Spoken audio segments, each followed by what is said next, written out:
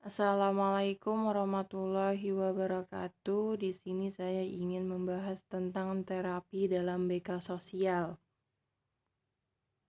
Yang pertama ada pengertian BK sosial, yaitu pelayanan bantuan untuk seseorang baik individu atau kelompok dalam masyarakat agar berkembang secara optimal dalam hubungan pribadi, sosial melalui berbagai jenis pelayanan dan kegiatan pendukung atas dasar norma-norma yang berlaku. Bimbingan dan konseling sosial adalah proses bantuan untuk memfasilitasi siswa agar mampu mengembangkan pemahaman dan keterampilan berinteraksi sosial atau hubungan insan dan memecahkan masalah sosial yang di dalamnya.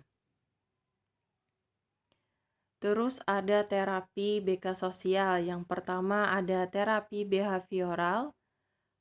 Behaviorisme adalah sebuah aliran dalam pemahaman tingkah laku manusia yang dikembangkan oleh Joe B. Watson, seorang ahli psikologi Amerika, sebagai reaksi psikodinamika.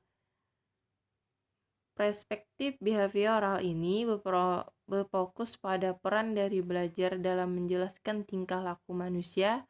Asumsi dasar mengenai tingkah laku menurut teori ini adalah bahwa tingkah laku sepenuhnya ditentukan oleh aturan-aturan, bisa diramalkan, dan bisa dikendalikan. Pada dasarnya, terapi tingkah laku diarahkan pada tujuan-tujuan memperoleh tingkah laku baru, penghapusan tingkah laku yang manipulatif, serta memperkuat dan mempertahankan tingkah laku yang diinginkan. Tentang tujuan-tujuan treatment dispesifikasi. Terus ada tahap-tahap konseling behavioral. Yang pertama ada tahap penilaian asesmen, tahap penetapan tujuan goal setting, tahap penerapan teknik Q implementation, dan evaluasi dan terminasi. Teknik-teknik konseling behavioral ada 5, yaitu desensitisasi sistematik, latihan asertif, terapi aversi, terapi implosif, dan pembajiran. Terus terakhir ada pekerjaan rumah, yaitu homework. Yang kedua ada pendekatan psikoanalisis. Psikoanalisis ini adalah sebuah model perkembangan kepribadian, filsafat tentang sifat manusia, dan sekaligus metode psikoterapi yang dipelopori oleh seorang dokter psikiater Sigmund Freud. Beliau adalah seorang neurolog Austria dan pendiri aliran psikoanalisis dalam psikologi. Gerakannya mempopulerkan teori bahwa struktur kejiwaan manusia sebagai besar terdiri dari alam ketidaksadaran, sedangkan alam kesadarannya dapat diumpamakan puncak gunung es yang muncul di tengah laut. Terus sebagian besar gunung es yang berbenam itu diibaratkan alam ketidaksadaran manusia atau motif tak sadar mengendalikan sebagian besar berikut. Menurut pandangan psikoanalisis, struktur kepribadian terdiri atas id, ego, dan superego. Terus ada langkah-langkah konseling psikoanalisis. Yang pertama ada menciptakan hubungan kerja dengan klien. Yang kedua ada tahap krisis bagi klien, yaitu kesungkaran dalam mengemukakan masalahnya dan melakukan transparansi. Yang ketiga ada tilikan terhadap masa lalu klien, terutama pada masa kanak-kanaknya. Yang keempat ada perkembangan resistensi untuk pemahaman diri. Yang kelima pengembangan hubungan transparansi klien dengan konselor. Yang keenam melanjutkan lagi hal-hal resistensi. Yang ketujuh ada menutup wawancara konseling. Terus ada teknik-teknik konseling psikoanalisis. Yang pertama ada asosiasi bebas, yang kedua ada analisis mimpi, yang ketiga ada interpretasi, yang keempat ada analisis resistensi, yang kelima ada analisis transparansi. Terus yang ketiga ada terapi realitas. Pendiri terapi realitas ini adalah William Glasser Ia lahir tahun 1925. Terapi ini lebih menekankan masa kini, maka dalam memberikan bantuan tidak perlu melacak sejauh mungkin pada masa lalunya. Sehingga yang paling dipentingkan adalah bagaimana konseli dapat memperoleh kesuksesan pada masa yang akan datang.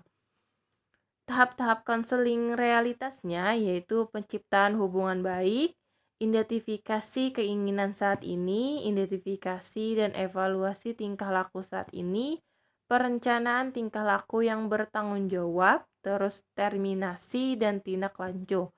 Teknik-tekniknya ada 6.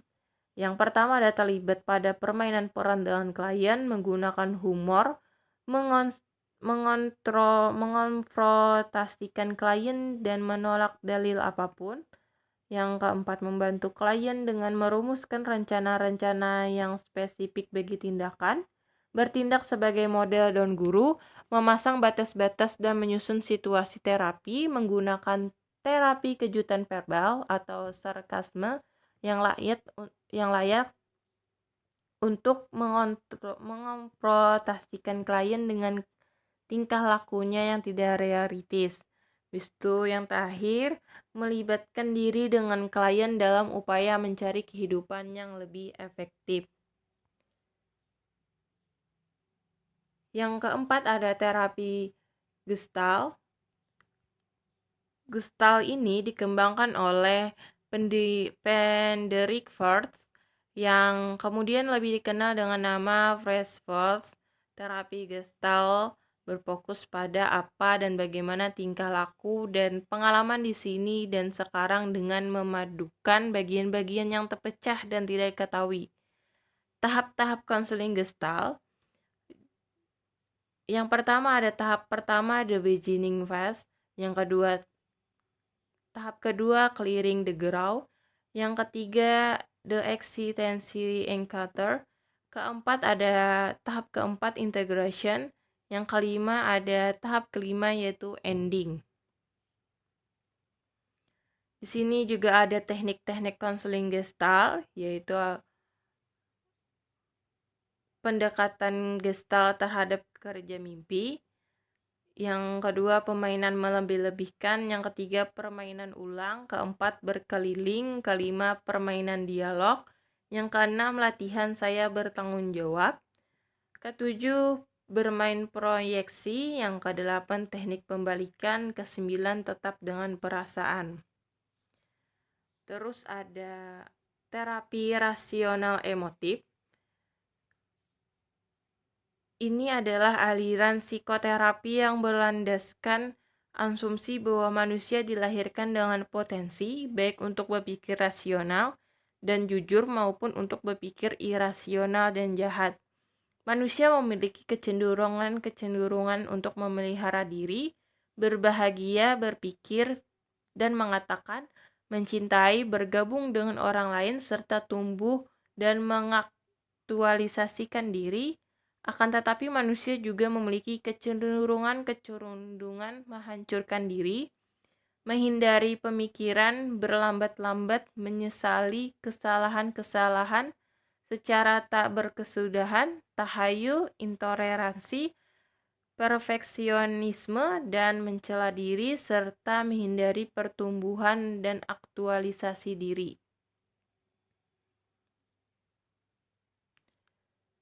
Teori ABC tentang kepribadian rasional emotif ini, yang pertama ada A atau antecedent event, yaitu sekedar peristiwa luar yang dialami atau memampar individu. Peristiwa pendahulu yang berupa fakta, kejadian, tingkah laku atau sikap orang lain. Yang kedua adalah B atau belief, yaitu keyakinan, pandangan, nilai, atau verbalisasi diri individu terhadap suatu peristiwa.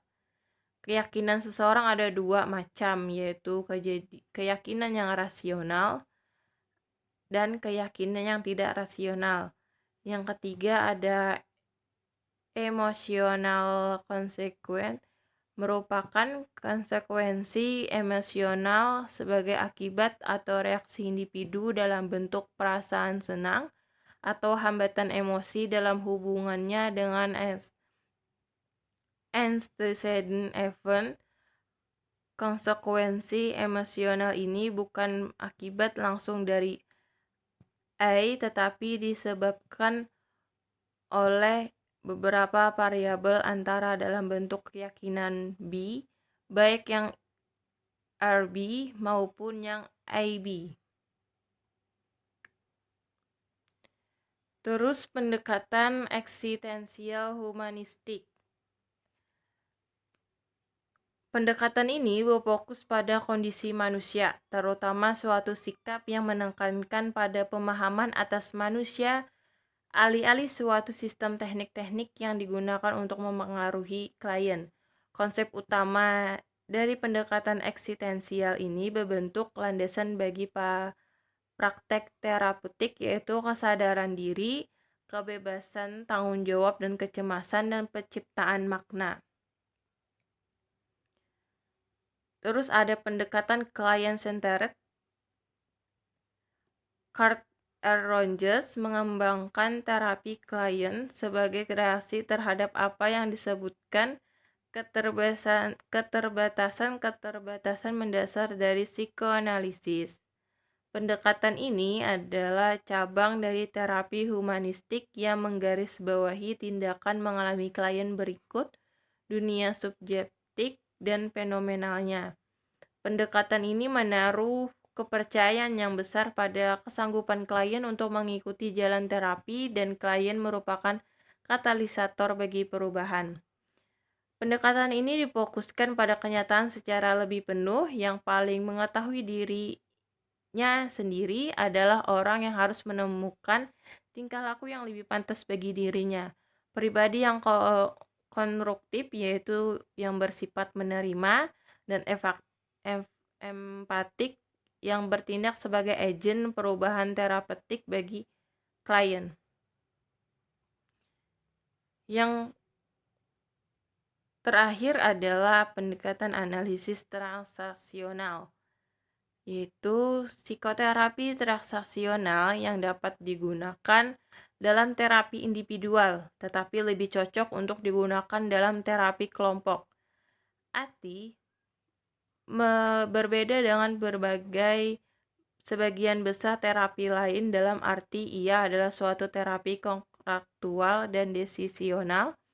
Analisis transaksional melibatkan suatu kontrak yang dibuat oleh klien yang dengan jelas menyatakan tujuan-tujuan dan arti proses terapi, juga berfokus pada putusan-putusan awal yang dibuat oleh klien dan menekankan kemampuan klien untuk membuat putusan-putusan baru. Itu saja dari saya. Sekian, terima kasih.